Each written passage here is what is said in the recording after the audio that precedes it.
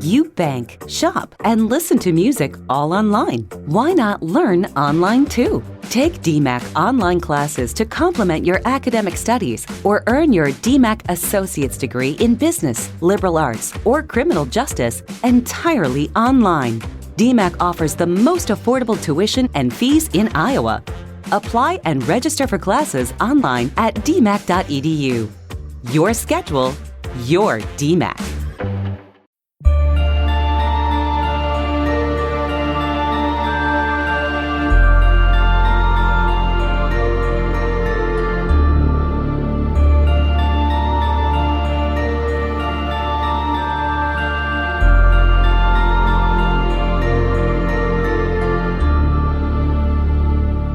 Welcome to Alien Theorists Theorizing, special episode.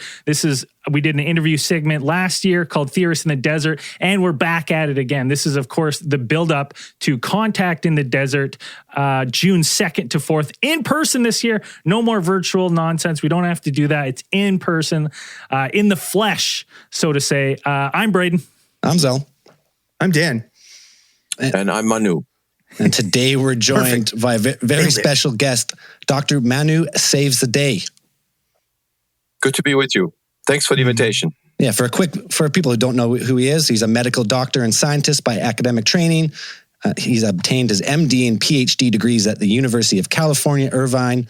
After internship at Baylor University in Houston, Texas, he completed the S.T.A.R program. We got to ask more about that immediately after this, combining residency in dermatology and a post-doctoral fellowship program in molecular immunology. He currently works as a practicing physician for a single specialty group practice in Southern California. He entered the field of ancient historical mysteries as an independent researcher in 2016 with the publication of his first book about the architecture of the Great Pyramid. Since then, he has published several articles about Egypt's pyramids, the Great Sphinx, Goebekli Tepe, some together with co-authors Robert Bauval, Robert Schoch, and Robert Neyland. So Dr. Manu, or just Manu? No doctor. Yeah, just Manu. We'll go personal. Welcome to Alien Theories. Well, because I don't have any credentials. I don't have any credentials in archaeology or Egyptology, so that's why it doesn't really make any sense for me to use the titles. You're the skin doctor, but you're just a avid. You're just super interested, I guess, in the Sphinx, pyramids, and historical mysteries. That's right. I'm a hobby Egyptologist. That's right. That's awesome. So how did you, let's start off, how did you fall down that path from a career as a dermatologist and then into these historical mysteries? Well, I think I can blame it on Robert Bauval. I think it's his fault. And he knows that he's responsible for it.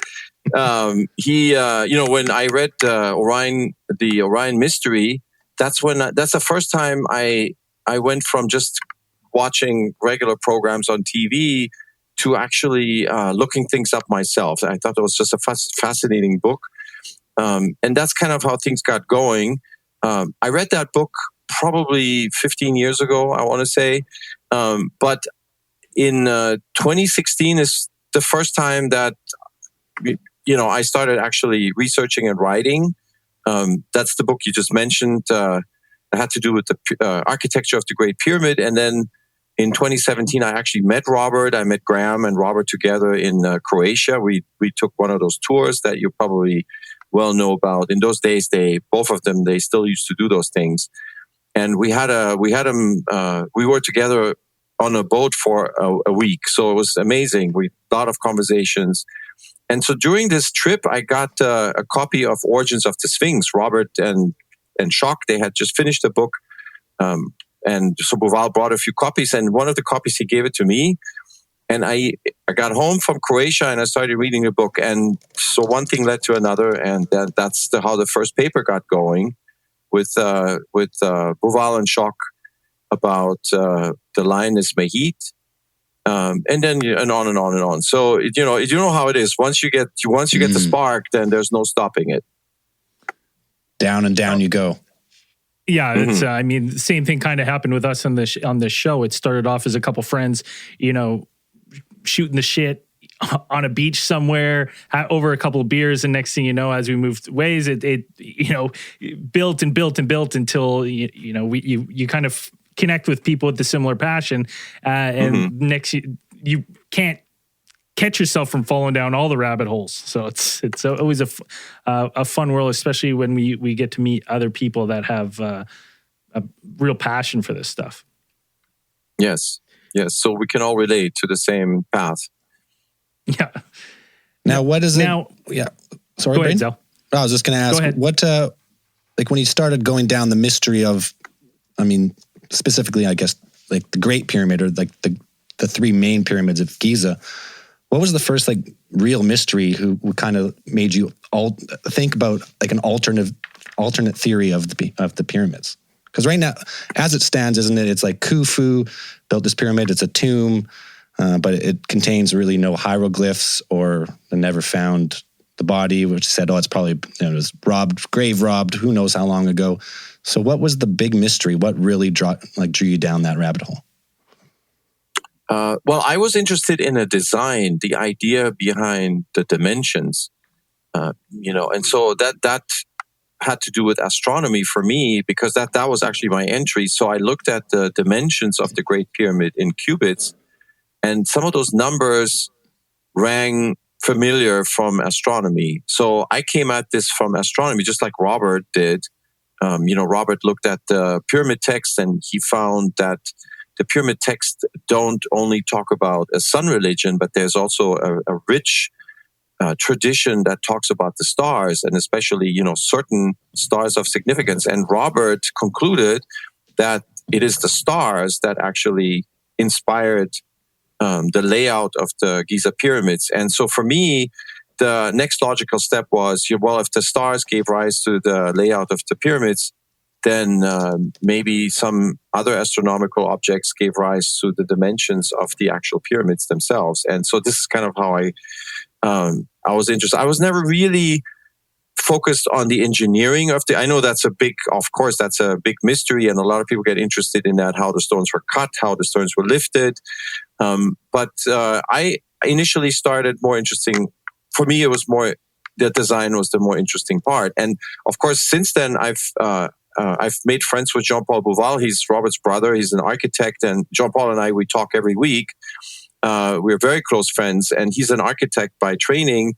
And between him and I, we always talk about design questions. And we've published actually something together in the form of a paper that we put on our academia page. We also made a video to explain. And so that has to do with the numbers that underlie the interior design of the Great Pyramid. So the design was always interesting to me. Well, that's a fascinating too. Like you said, people with the quarrying of the blocks and how they built them is fascinating. But when you dive into all the hidden like numerology and stuff that's built in the design, that's equally, if not more fascinating, because you could say on some grand scale, okay, like we could maybe figure out how they stack some blocks. Okay, maybe we can figure that out. But then when you look at the intricacies of like, okay, well now it's seemingly that there's pattern mathematics, astrology, and all these hidden meanings in these structures that it just adds to the complexity of the pyramids themselves. It's just not, these blocks stacked upon blocks to make a triangle shape in the middle of the desert. There was meaning behind this, and what that meaning is that's always been an avenue of fascination for me. Yeah, now, that's wasn't right. Something about the yeah. I was just going to say, the Orion mystery, the three pyramids of Giza, wasn't it their work saying something along the lines that it was how the Orion's belt was aligned like in 10,000 BC, or a lot longer or a lot earlier than they thought the pyramids were built? Right. Yeah, that's right. Yeah, it has to do with precession. It has to do with how stars below the ecliptic precess, and so that's a little bit different from ecliptic stars, because it's a vertical displacement, an apparent displacement, because it's actually us that are rotating vis-a-vis the sky. But what it ends up happening is that Orion is either really high up in the sky or very low, close to the horizon. But that's not the only thing. The other thing that changes is the rotation of the constellation in such a way that the belt stars are either almost vertical or almost horizontal. And so when you look at the actual orientation of the pyramids, the Giza pyramids, this is according to Robert's reconstruction, and you try to align the belt stars with that particular angle, let's say, vis-a-vis the meridian, then you come up with something like 10,500 BC. This is what Robert put together. And then after Robert came Gary Osborne and Scott Crichton. I can't remember the title of the book, but what they did is they developed this further and proposed that the Queen pyramids, there's 3 of them south of the third pyramid, and there's 3 of them east of the first pyramid. And they proposed that those pyramids are representing the extreme orientation of the belt stars at the extremes of the precessional cycle. So if when the Orion constellation is all the way, it's at its highest point, that's when you have the vertical orientation. That would be the equivalent of the Queen pyramids next to the Great Pyramid. And then when the Orion constellation is close to the horizon, then you have a more I hope I'm getting this correct now. So then you have a more horizontal orientation, and that would be equivalent to the pyramid south of Menkaur's pyramid, or the third pyramid. So that's Scott Crichton and Gary Osborne that developed this further.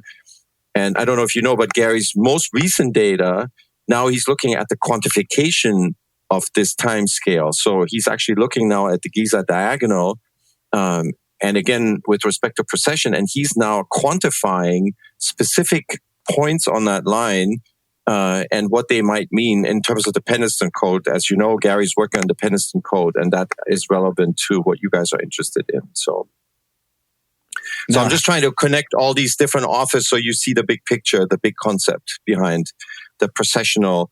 And there's one more thing I should mention. So Graham Hancock and Robert Bauval published a great book. It's called Mystery of the Sphinx. This is the late 90s. And they're the ones that actually then proposed that the Giza Plateau is a megalithic processional clocks, right? They incorporated the Sphinx.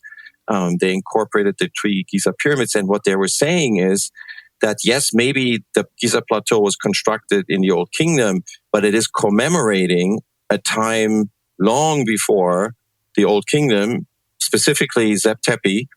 And so they were basically proposing that if you reconstruct, if you put the lion back due east, so at that time, Old Kingdom, the lion would rise at the summer solstice. But if you put it back to the vernal equinox, in other words, where the Sphinx is looking, that's you rewinding the processional clock back. And how long do you rewind it? And that's the famous scene where Graham is sitting next to Robert, and Robert is showing this to him on the computer, and that rewinds to 10,500 BC. And so because the Sphinx is, they think it's been recarved to maybe a pharaoh's face, but originally a lion, right? Like a lion's face. Correct. So like representing like a time of Leo, or like the pointing to the constellation Leo. That's right. So this is part of John Anthony West and Robert Schoch's proposal in that well-known documentary. I hope I didn't get the titles wrong. I think so. I think that's Mystery of the Sphinx, maybe, or this the documentary with Charlton Heston narrating. And in that documentary, they're proposing just that the Sphinx was originally a male lion. Now, since then, we have new evidence that suggests that it was a female lion, so it was a lioness, and we even have a name for this lioness, Mehit. And this is my contribution to the field. This is in 2017. I had this insight. I had some initial preliminary evidence, and I proposed it to Bauval and Schoch over breakfast, basically in Sedona. And what a breakfast! Yeah, yeah, it was an amazing breakfast. Yeah. And so we ended up writing the paper about this. I don't know if you guys seen it, but it has to do with the lioness Mehit. And since then, I've developed this further. I found more evidence, and the newest iteration of this is in the book Under the Sphinx. So there's a chapter devoted to Mehit, and that's where I'm, listing even more evidence. And since the book came out, I have found yet more evidence that further bolsters this model. So what we're saying is that before the Sphinx, there was a statue of a lioness, not a lion, a lioness there. And the name of that statue in the early dynastic period was Mehit. And in your book, Under the Sphinx, your most recent work, you one of the other mysteries, like not only the interesting part about Mehit being the name of the lioness or the original name for the Sphinx. I mean, you put together a pretty cogent argument for there being. I think most of the people who are into our show and people who have an interest in Egypt have heard of the chamber underneath, or the void underneath the Sphinx. Yes. One of the grand mysteries of the Giza, one of the many grand mysteries of the Giza Plateau. Popularized by everybody's favorite sleeping prophet, Edgar Cayce. Now, you had some interesting thoughts on what possibly may have been inside that void. Dr. Manu is going to tell us what's inside that void, but stick around while we take a short break, and we'll be right back.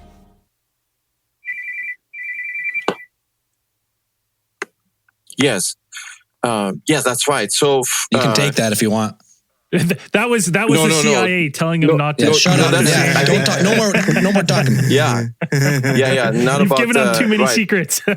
Yeah, that was your colleague Maria actually calling. I think she's just making sure. Maybe she's knocking on the door. She wants to come into the chat room, something like that. The Hall of Records. Well, see, I obviously there's a lot of people that have written about it, talked about it. So, in order to take this to the next level, what had to be done is to look at the actual written evidence by the ancient Egyptians. And that's not easy to do because most people in the alternative camp cannot read hieroglyphic.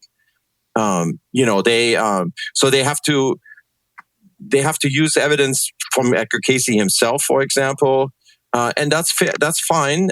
But that's not, for me to just repeat that wouldn't be anything novel. So I wanted to add something to the field. I wanted to give something solid to the field that they can cite in the future when there is a debate about these things, and especially because it helps us to make a testable prediction. It's a science. So I'm approaching this like a science project, and out of this, so the evidence is probable cause for a drilling experiment in front of the Sphinx. That is the purpose of Under the Sphinx. The entire book was written with one simple purpose in mind: to provide the probable cause so that we can knock on the door one more time and ask for a drilling permit. So the upshot of what I found is that, yes, the ancient Egyptians themselves referred to a space under the feet of Horemachet, the Great Sphinx, and inside of that space, they said, is the Book of Thoth, the written will of the moon god. And this is from the New Kingdom. So, and this is in the British Museum. It's a hieratic papyrus. Anybody can go and look at this, look at the translation, and there it is. And this is 3,200 years ago, long before Edgar Cayce, long before the esotericists talked about a Hall of Records. So my conclusion is that they were onto something. This is a legend that had a seed of truth, but that seed comes to us from the ancient Egyptians themselves. So this is my starting point. When I saw that, I realized, okay, I have a real mystery here on my hands. And so this is something that needs to be investigated. Now, to get to your question, if you remember, Edgar Cayce predicted that chamber is sealed. And so if it's truly sealed, then the content could be destroyed. But in any case, it wouldn't be available for any of us. But if something could be found that is so strange in ancient Egyptian culture that it doesn't fit, and that if we could show that it had to come from another place and another time, then that would bust open this model that the chamber is sealed. And that is how I got into Under the Sphinx, because there's a painting. Egyptologists know about it. It comes from the Middle Kingdom. It was painted onto the headboard of a coffin.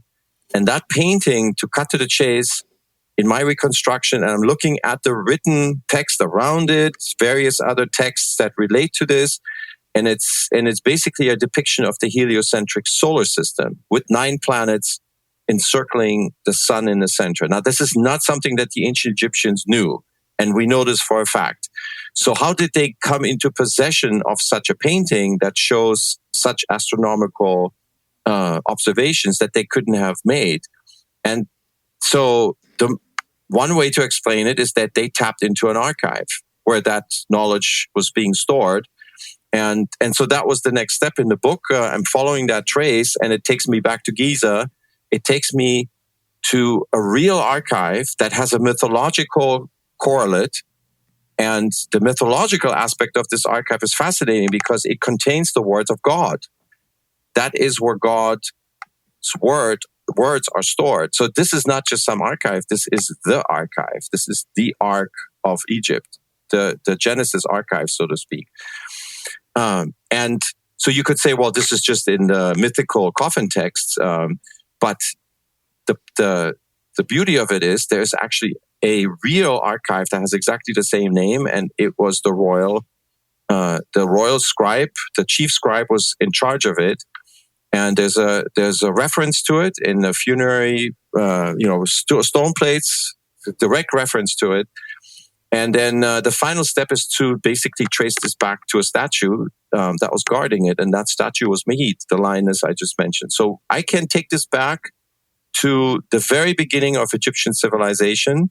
There's even a written reference of opening of the place of an archive. Even that exists in the records of the early dynasties. So all of this I put into the book.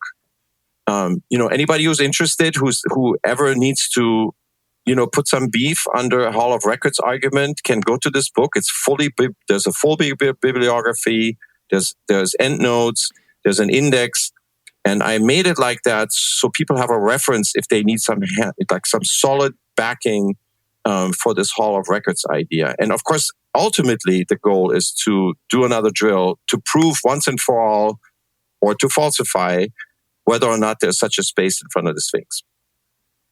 So your proposal is that underneath there was maybe some sort of time capsule Hall of Records where all these ancient texts that far outdated, that were basically evidence of a pre-existing society before the Egyptians. And yes, that this was cracked open and possibly cracked open. And the evidence would suggest that these were removed. I love that theory because as I kind of look, if you're a fan of Hancock's work and, all these ancient civilizations, it does kind of make sense for me. And it's an interesting way of how you found it. It's kind of like you followed the trail of breadcrumbs that you had to this kind of discovery. Yes. How was that? I was just curious, as I was listening to you on another interview, is like, when you're having these eureka moments, how's that feeling? Is it like an amazing discovery for you? How does it feel when you make these connections and then there's more breadcrumbs, when you're following this trail? How does that feel? Yeah. It's an amazing experience because it's amazing for you, but not amazing for your friends and family because you completely shut them out. And that is one of the sacrifices that you're making, because when you start catching, when you see these things unfold in front of you and you follow these trails and you make these little discoveries, then you can't stop. It just keeps you going and going and going. And then once you finish it, you're just exhausted, but in a good way. It's very, very special. And especially that painting, when I saw that, I immediately realized I'm looking at something that's out of Egypt. It's not something that fits into that culture. And even Egyptologists themselves had a problem interpreting this. And then, for example, the other thing that was amazing was when I finally realized that there's a real counterpart to the mythical archive that I was reading about in the coffin text, to just fill in that little detail. So the exact archive is a portable box. That is the word that is present from the very beginning of writing. It's called Afdet. That's the name, the hieroglyphic name for a portable archive, just like the Ark of the Covenant. And as far as I know, currently the information, one of the pieces of information in that box was was astronomical in nature.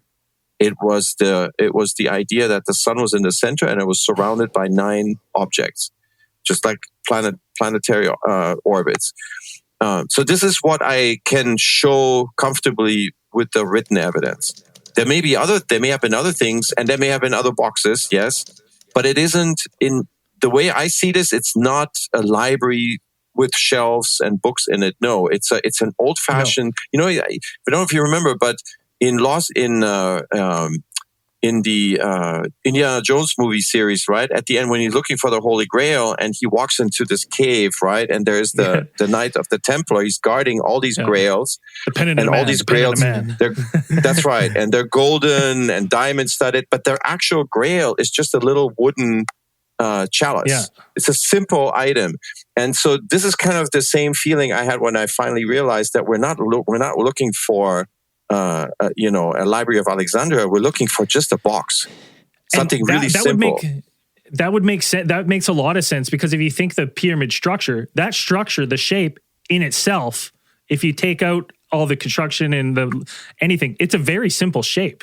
But hidden in it is a ton of information. So if we're kind of looking at that in another thing, it could just be like a simple item, and within that, whatever it is a bunch of hidden information, right? Because it doesn't have to be grand scale to hide these things. These calculations could be in something small, like a box. You said, right. That's very This is what I loved about the discovery, is that it was something that was completely surprising. I mean, you have to have preconceived notions sometimes when you go into a research project, but then when you get surprised like that, the trail leads you to something complete, something that you didn't expect. That has the hallmark of a real discovery, because you're surprised. And I was certainly surprised when I realized that the Hall of Records is a portable box, and that the Egyptians wrote about it at length in the coffin text. Now, in your research, here's a question that's just popped into my head right now, and maybe you can help, put some pieces into place. Now, in these texts and the research that you've done, were there caretakers of this information, like a librarian or a sect of priests or something that were responsible for the maintaining of this annex or whatever it is, this box? Like who kept it? Who would have kept it, maintained or safe? Or So in the written records talk about, Mehit is guarding a shrine, a writer's shrine, from the beginning of Egyptian civilization. And so what these scribes were in charge of was basically the king's affairs. They were shipping, they were sealing shipments to the king's grave, to the king's estates, and those seals had that written information. And those seals and those scribes were basically operating out of a bureau, if you want, and that bureau was in the shape of an animal shrine, and that's actually depicted on these seals. And so it's the scribes and these royal archivists that were guarding this information. So they were generating it, they were storing it, and they were guarding it. And we know this because later, a few centuries later, so during the Pyramid Age, that title still survives up until the reign of Khafre, and this is a very exclusive title. It's a title that refers to the vizier as the chief of the royal scribes, the master of the royal scribes, and then the master of this is in my reconstruction of the opener of Mehit. So that means the opener, the one that has the key to the archive that's guarded by Mehit. And so this is an exclusive title. It's only the top guy in the administration had it. So these guys were basically guarding it, and symbolically, the archive was guarded by a giant statue in the form of a lioness. Now, since this library or the archive was kind of a part of associated with a shrine complex or something like that. Like, now, was it tied to any types of rituals or things like that? Did they bring it out and parade this information? Like how was it utilized is what I'm kind of trying to ask. Like what significance did they put on it that it is something to keep safe? Like what did it give to them, I suppose? Yeah, there's only one record that I can think of that addresses what you're asking. There is in fact a First Dynasty bone tag. It's a year. It refers to a special year. All of these tags, but basically instead of writing the year numbers, the ancient Egyptians refer to a year in terms of what happened during that year. And so you have a sort of a square like bone tag, and on that bone tag you have information carved in. And on this particular bone tag, there is a Sem priest, that's a shaman priest in those early days, that is dragging or carrying a box behind him on a sled. And in one of the German Egyptologists' reconstruction, his name is Wolfgang Helck. So Wolfgang Helck interpreted this to mean that he was aiding a princess. You can see her next to the shaman priest, and the princess is ill or has some problem, and he's basically attending to her using this box that he's dragging. Now, I don't know if that box is the same as the Afdet, as the Ark, but that's the closest one to, in terms of written evidence, that I can list right now to answer your particular question in terms of a ritual. Okay. The only other thing that comes close to it is a ritual that's in the pyramid text. So if you are in the pyramid of Unas and you are in the antechamber and you're looking east, or I should say northeast, this is now Unas is a perfected spirit. He has learned the language of magic, which allows you to break through barriers, to ascend into the sky. But there's still one more barrier, and that is a cave. And that cave is mentioned in the northeast corner. He has to appease the primordial gods of creation. And after that, he can now escape from the confines of earth and ascend. His spirit can ascend into the sky. And so that cave, interestingly, is mentioned. The dimensions of that cave cluster in the northeast corner. And in our reconstruction, the antechamber is the Great Sphinx. That's a reconstructed Sphinx, basically. And so the northeast corner is the left forepaw. And so that is what I would call sort of a cryptic reference to a cave that contains the final instructions that the spirit, the royal spirit, needs in order to ascend to the sky. So that is a sort of a ritual. It's basically a final rite of passage in order to escape from the cave that represents Earth, to then be able to be a free spirit in the sky. Now, does that idea like precede the mummification like rituals and the kind of the cultural significance that they put on it, where it's like I forget what the name for the soul, where it would ascend out, it would take the form of a bird and then ascend out from wherever the fair, and then to be judged and go through all that. So this is at the end, right? So yeah, that's a great question. So imagine the way that the chambers are basically divvied up is that the northern end of the sarcophagus chamber is where is the Ka. So this is the life force. It gets its food and drink. There's a whole wall dedicated to conjuring up, or I should say, raising sort of the idea of food. And so that's where the Ka reanimates. And on the southern side is where the Ba resurrects. So you have Ba, which is the soul, Ka, which is the life force, and then they join in the antechamber to form an Ach. And an Ach is basically a initiated spirit that is able to travel the sky. But the spirit still receives training in the antechamber. So in the gable, there's a section called the cannibal hymn, and in the cannibal hymn, after that cannibal hymn, the spirit basically consumes the magic wisdom of the ancestors. It's called the cannibal hymn because it literally, the spirit is eating the forefathers and foremothers. But it is an allegory for learning the knowledge of magical communication. And so after that gable, then comes the final stretch, which is the east wall of the antechamber. And in our reconstruction, that is the front of the Sphinx with the two forepaws. And there, the spirit faces all the final challenge. So fighting snakes and scorpions, et cetera, and that's the final battle. And when he makes that, then he graduates, so to speak. He faces the primordial gods of creation in that cavern, the primordial cavern of creation, the Genesis cave. And when he emerges from that cave, he is ready. He strips his robe, and that's mentioned in the last portion of the pyramid text. He strips his robe, he's free, and now he's ready to ascend into the sky.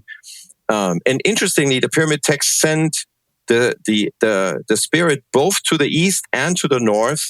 So that's kind of an interesting bifurcation. So one part of the spirit goes north to the imperishable stars around the North Pole, and the other portion resurrects in the east only to die in the west and then come right back in the east. So there's two forms of immortality. There's a cyclical type of immortality where you resurrect and die, and then there is an eternal existence around the North Pole where you're always alive, and that's the imperishable star zone. So the answer to your question is that all of that happens after mummification, after resurrection, after reanimation of the Ka, after reunification of Ka and Ba to form an Ach spirit, after the training of the Ach to become a magician, a perfected magician, after the final battle, and after emerging from that cave with the Eye of Horus in the hand, so that you can now go up, which is the final goal of the whole thing. Ooh, and we thought our funeral practices were complicated now. Yeah, it is. Well, they knew that this was a complicated journey, and that's why they ritualized it, and they needed magical spells. And to them, this is not just, that's why when see people saying pyramids is just a burial, I completely understand the alternative historians that they have a problem with this, because it's not just a grave. To me, this is really a resurrection machine, but a machine still doesn't do it justice. It's actually a textually simulated resurrection chamber. And the verbal aspect of this is really important. It's not like mechanical wheels turning in that sense. No, it's not like a time machine, for example. No, it's something, it's verbal, and that is really important because the ancient Egyptians believed that creation happens verbally, phonetically. They believed that the world was created just like Abrahamic religions believe, through the word of God. Spoken to existence. That's right. You utter it into existence. And that is why this resurrection machine is really a textual simulation of this whole journey. And it culminates by entering the actual Genesis cave. The cave, this is my interpretation, from which God, the creator God created the universe from a cave with the words of God stored in this hall of records. And the king spirit wants to go back to that cave because the ultimate feat is to be able to create yourself back into the sky where the gods came from. And in order to do that, you have to re-enter that cave. And this is all mapped out in the pyramid text. It's beautiful. So Robert Neyland and we published this. I published a couple of papers to highlight this. And at Contact in the Desert, I am going to get into the details of how this is done. Now, I want to bring it's it back. It's a real matrix. Yeah, I mean that's a whole podcast series on its own, just examining those ancient rituals. Yeah. But now we started the podcast off saying that the pyramids of Giza seem to mirror Orion's belt at different precessions. So that must be over, a precession is 2,100 years or something. So now if... Yeah, about 26,000. Like the full cycle through all the... Yeah, approximately 26. Yeah, 25,920 years. So for the Earth to wobble, one full precession is that long.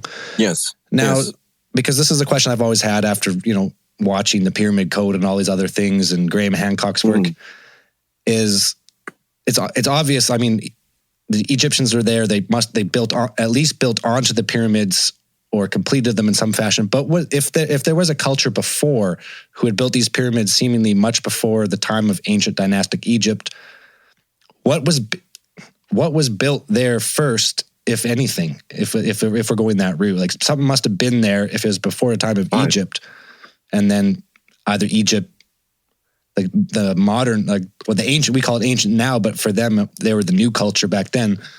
Like what was built there before, in your opinion? Yeah, that's a great question. So let's look at the Great Pyramid. The least that Jean Paul and I agree that the minimum that may have been there before was a mound. And into that mound was the descending passage that leads to the subterranean chamber, and everything that's attached to that. And then there is the grotto. I don't know if you know about that. The grotto is a little bit higher up, and there's a connection to the grotto. So we believe that may have been there originally. And then something was built on top of that. And based on the newest findings, which includes the muon data and the architectural insights that Jean Paul and I are pursuing, we think that maybe the plans for the Great Pyramid were pre-existing, but the original pyramid that was built only executed a portion of that plan, and that original execution included only the queen chamber, which was entered through a horizontal passage that came from the area under the chevrons. So Jean Paul has predicted for a long time, and other researchers probably just the same, that the original entry was a horizontal passage from the chevrons straight across to the queen chamber. And then what we think happened after that is that maybe Khufu came along and he asked his architects and engineers to create another chamber higher up, and that became the king chamber. And in order to do that, they needed to modify what had already been built. For example, they had to cut portion of the ascending passage had to be cut into what was already built. As you know, Jean-Pierre Rodin thinks that the Grand Gallery and the ascending passage was some sort of a counterweight system, and some people agree, some people don't agree. But at the end of the day, what you're asking is the easiest. The answer that I would give to that is that there may have been three stages. The first stage was a primordial stage with just a descending passage, and then came maybe an intermediate pyramid, and then after that, Khufu finished it into the Great Pyramid. But the plans were always there. It's just that they weren't fully executed until Khufu came along. Right, and that original, say, even if it was just a mound, would have been, they would have had to known about astronomy. They would have had to known how to do it. That's right. Yeah. So Robert Bauval, for example, I believe he said at one point that he thinks, yes, the pyramids may have been built in the Old Kingdom, but the foundations for those pyramids aligning in this way to the belt stars at Zeb Tepe, 10,500 BC, those foundations were laid down long before. I think this is how Robert reconstructed it. Now, is 10,500 BC, yeah. Is that, because when Graham Hancock talks about like the Younger Dryas hypothesis, what was the, yes. Is that must be close to around the end of the Younger Dryas, right? Well, yeah, the beginning of the Younger Dryas is something like 10.8, and the end is 9.6. 9.6. So it's about 1,200 years. So 10.5 would be in the first third of the Younger Dryas. Right. I'm just trying to put some theories together. So, because they always talk about if humanity did become advanced, not in the same way we are with, microchips and plastics and all that, but in a different way, and then some type of global cataclysm, wiped humanity out to a fraction, let's say a fraction of a percent of people, all that technology over thousands of years was lost, except the survivors of that culture, making Göbekli Tepe and other ancient sites to kind of preserve the only way they knew how to preserve knowledge over time is in stone. And so like Göbekli Tepe, they make all these stones, they backfill them in hopes that maybe a future civilization will dig them up, decipher them, and kind of, they're telling us their history from the past. So I was just curious if there's any evidence, kind of like a Göbekli Tepe age civilization in like before Egypt. Well, Robert wrote about this in Black Genesis. He also touched on it in Imhotep, Architect of the Cosmos, that the Nabta Playa culture basically had the know-how to cut stone, to drag heavy stones, and to align them astronomically in the Western Egyptian desert to create calendar circles, as you know, complex structures with emanating processional lines, and all of this. Thomas Brophy, I don't know if you know him, but Thomas Brophy is an astronomer, and he joined Robert in going to that place, that special place, Nabta Playa. So that you could call that a lost civilization that developed some of this knowledge. For example, precession. And in Under the Sphinx, I had to decide if precession, for example, was inherited by the ancient Egyptians or if they organically developed it. And so in the book, I decided probably that was organically developed, but the idea of a heliocentric solar system, obviously they didn't know that. So that had to be, in my reconstruction, that's inherited.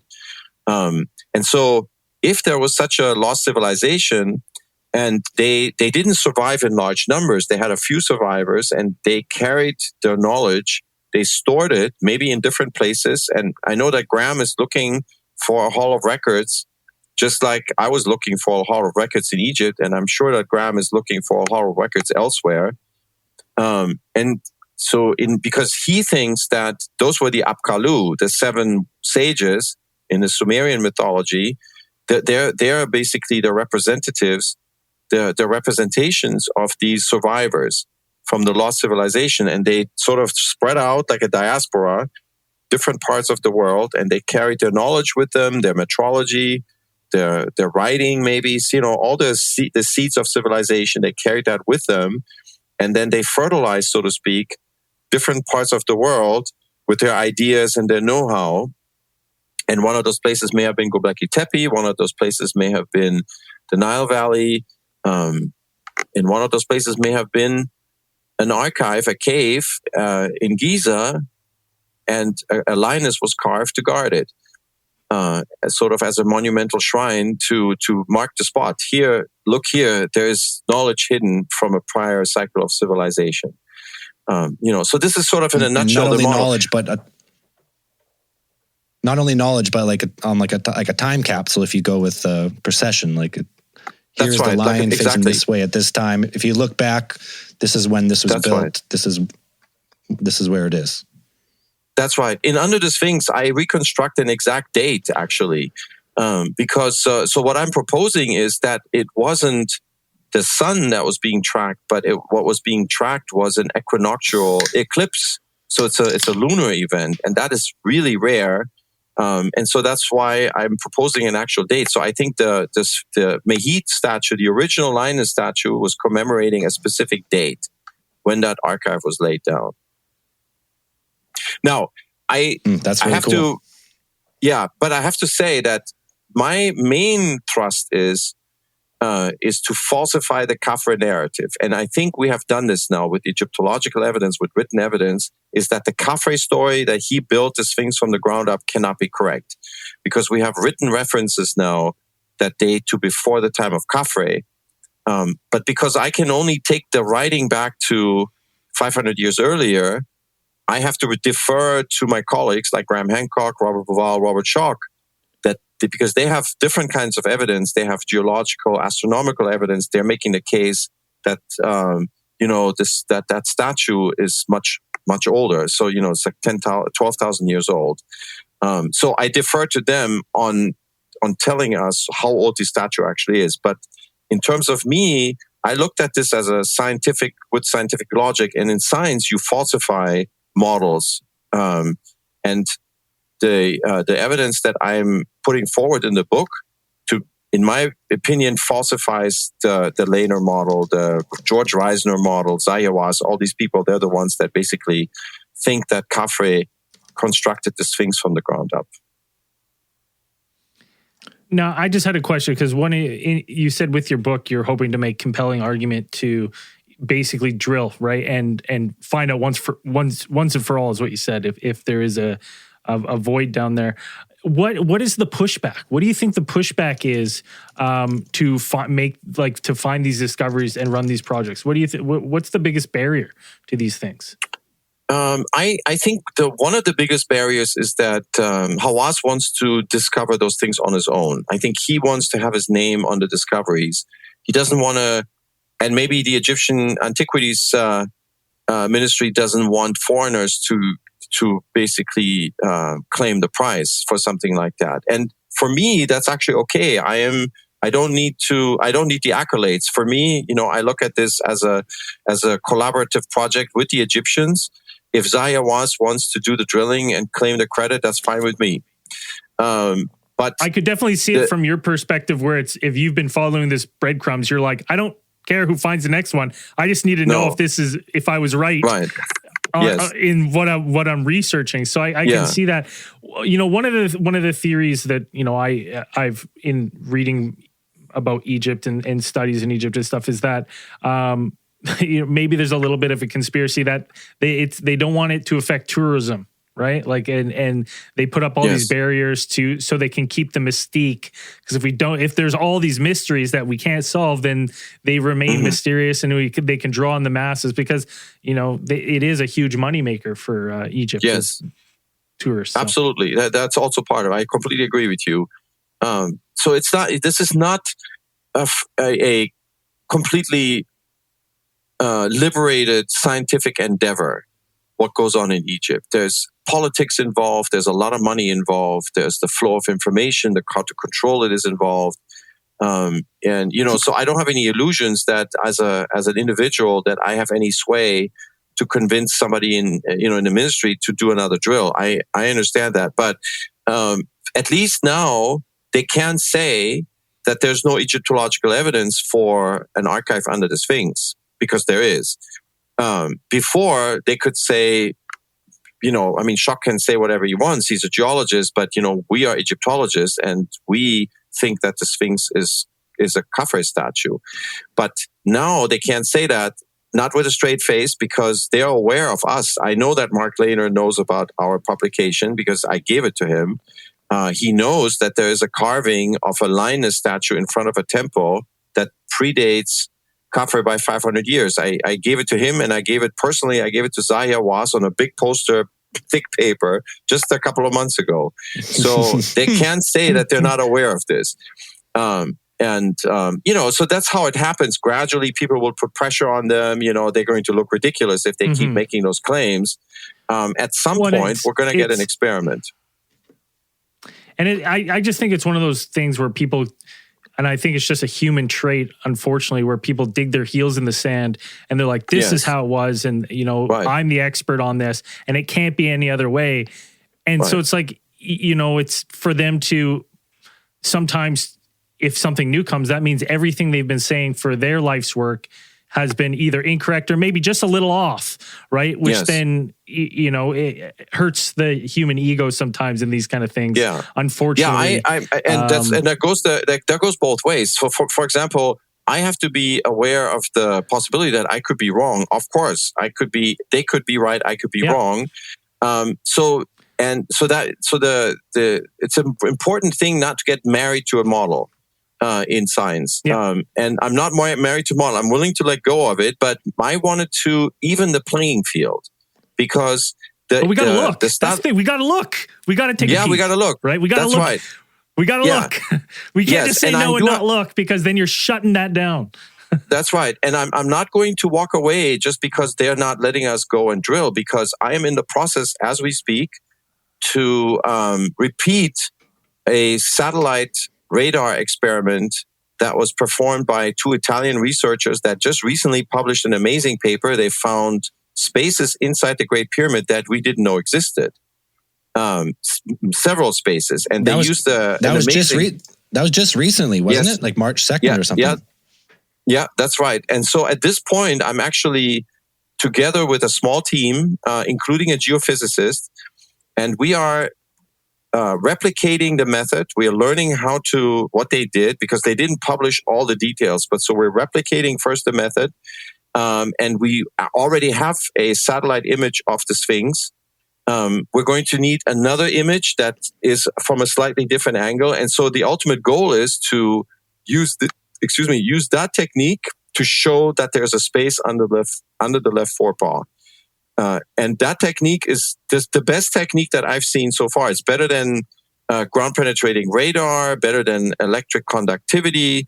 And so this will blow the lid off of this whole thing. If we can show with this technique that there is a large space under the left forepaw, then we got it. Okay. And we don't need a permit to do this scan because it's up in the sky where Horus is flying. Okay. So we are the eye of Horus right now. We're looking straight down. And if we can replicate this experiment, then this is going to be a big hit. I think the time schedule, to give you an idea, we might be able to get this out in a publication maybe late this year or early next year. So we're working on it as we speak. Any time frame of when you plan to, or hopeful window when you plan to run this experiment? Well, we already have a scan, and what we're working on right now is the signal processing of it. It's very difficult to replicate what Biondi and Malanga did. But the guy that we're working with is one of the top guys in remote sensing. He's top. And so I just talked to him a couple of weeks ago where he thinks this is going to go. And he's fairly confident that we'll be able to replicate this experiment. It's actually an easier experiment for the Sphinx. It's easier to look for a space under the left forepaw than it is to look for spaces inside the Great Pyramid. So our task is actually easier as long as we can figure out how Biondi did his signal processing, his filtering, and his reverse Fourier transform and all those things. And he's working on it. We will probably have a huddle next month or in May. I think we're going to have a huddle in Arizona like we did in January. And then I will probably have a relatively good idea if this is going to go through or not. So if there's going to be an update, maybe before Contact in the Desert, I might be able to tell you something. Save that for Contact in the Desert for all the people who wanted to come and see live that are listening to this. If you want to get a good update, you can see Manu and at Contact in the Desert, June 2nd to 4th. That's all that time we had for you, Manu. Thank you so much for coming on. This is amazing thank you very much. to talk to you. Awesome conversation. Yeah. Thank you so much. Yeah, great questions, guys. And Manu, talk to you again. If people want to find you, where's the best place to look you up? I am on Facebook. I am on YouTube. I have an Academia EDU page where all the publications are. A lot of these are free access. So, and then I have on Amazon with the book. Awesome. We'll post some of those. We'll post those links in the podcast description as well. If you're too lazy to go search it for yourself, just look in the episode description. Under the Sphinx, the search for the hieroglyphic key to the real Hall of Records. That's right. On Amazon. Yes. Stick around just for a second because we'll give you the instructions on how to finish uploading this. And for the rest of you all, head to Contact in the Desert, buy your tickets. They've got an amazing lineup of speakers and guests, June 2nd to 4th. And as we always say at the end of these things, keep those eyes on the skies.